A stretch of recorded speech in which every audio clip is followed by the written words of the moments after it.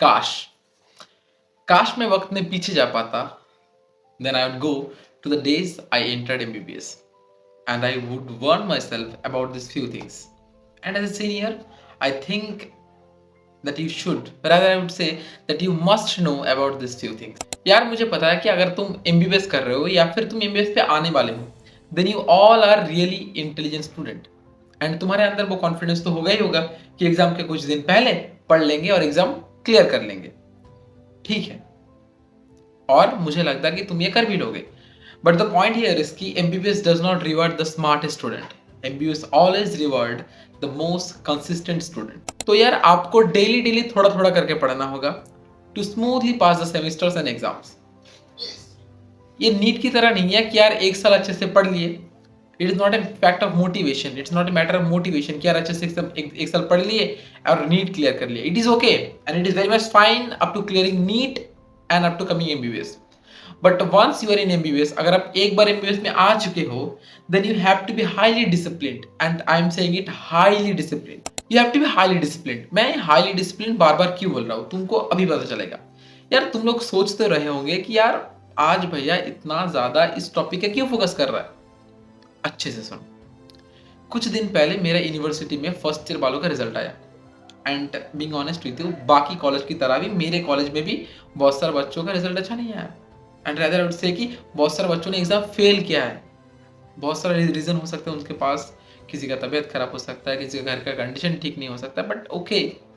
मुझे ऐसा लगता है पता नहीं क्यों कि मैंने देखा बच्चों को, उसके बेसिस में बोल रहा हूँ कि मुझे ऐसा लगता है कि बहुत सारे बच्चों में ये कॉन्फिडेंस था कि यार एग्जाम के एक डेढ़ महीने अच्छे से पढ़ लेंगे एग्जाम के पहले और एग्जाम क्रैक कर लेंगे। यार ऐसे एमबीबीएस नहीं होता, it is not a race, MBBS is a marathon, मैंने पहले ही बताया। तो यार आप क्या करो, डेली डेली करके थोड़ा थोड़ा करके पढ़ो, बीच बीच में मजा भी रेस्ट भी करते रहो, बट पढ़ाई लिखाई डेली डेली करो ताकि तुम स्मूथली अपने एग्जाम्स और सेमेस्टर क्रैक कर सको। एंड मैं नहीं चाहता कि तुम इस मुकाम पे आ जाओ कि तुम्हारा सब भी आ जाए। तो यस, डेली डेली करके थोड़ा थोड़ा करके पढ़ो एंड आई होप कि अब तो पता चल गया होगा कि व्हाई आई एम सेइंग कि you have to be highly disciplined over motivated. तो यार आप अच्छे से पढ़ भी रहे हो, एग्जाम भी दे रहे हो, एग्जाम क्लियर भी हो रहा है। आप ये सोचो कि एग्जाम के बाद बहुत लंबा एक गैप लेंगे, छुट्टी लेंगे, बाहर जाएंगे, घूमेंगे फिरेंगे, मजा करेंगे, ठीक है आपने प्लान बना लिया, बट मैं आपको बता रहा हूँ कि that day nevers come, because MBBS is a life long learning. आपको हर वक्त कुछ ना कुछ नया सीखना पड़ेगा विदाउट एनी पॉज। तो आप ये जितना जल्दी मान लोगे अपने अंदर, उतना ही आपके लिए ज़्यादा अच्छा है, क्योंकि accepting early will reduce the frustration. क्योंकि बाद में अगर आप एक्सेप्ट नहीं कर पाओगे, it will make you frustrated. So yeah, you have to accept कि that day nevers come and उसके बाद आप प्लानिंग कर सकते हो।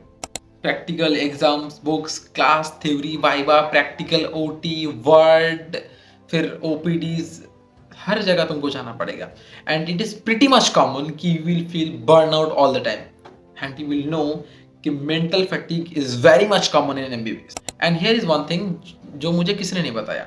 यार पहले पहले बहुत बर्न आउट होता था, बहुत ही मेंटल फटीग होता था, अच्छा नहीं लगता था, बोरिंग लगता था। तब मुझे ऐसा लगता था कि फीलिंग टायर्ड रेगुलरली, क्या मैं एक वीक स्टूडेंट हूँ या क्या मैं अपने अंदर ही वीक हूँ, ऐसा मुझे पहले पहले लगता था। But now after having 2 years of experience as a third prop MBA student, I can tell you that feeling weak or feeling frustrated or feeling burnout all the time doesn't mean that you are weak.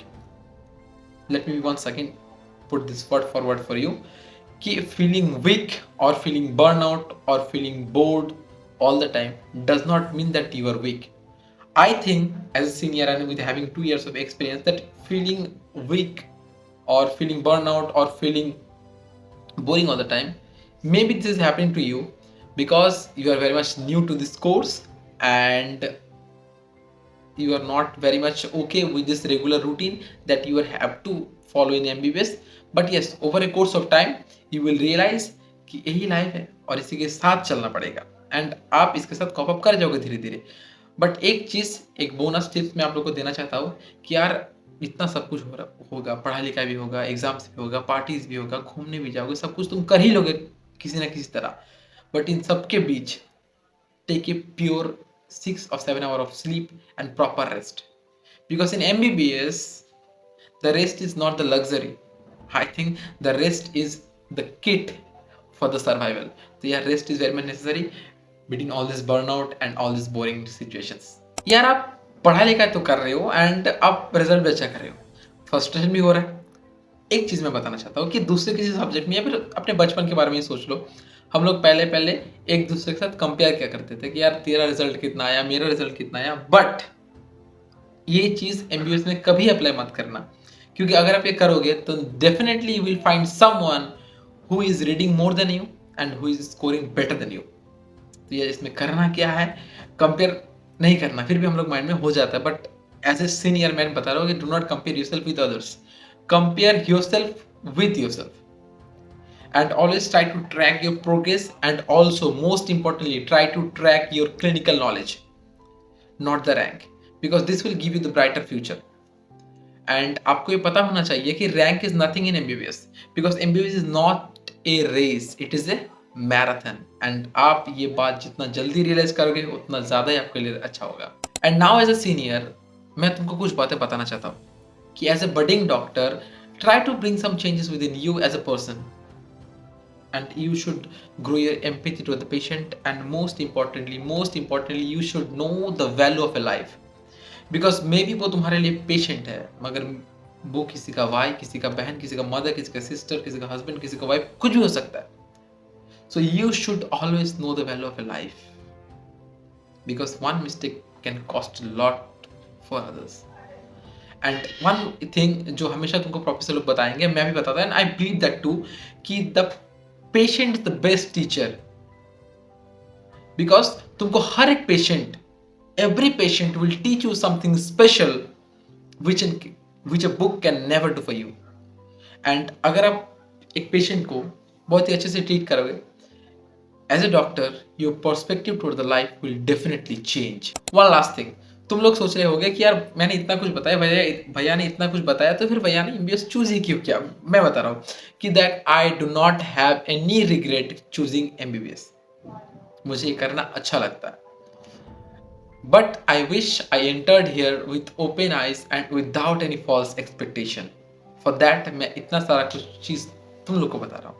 And one last important thing, कि अगर तुम अपना MBBS start कर रहे हो, if you are starting your MBBS, then remember, you do not have to be perfect, you have to be always persistent.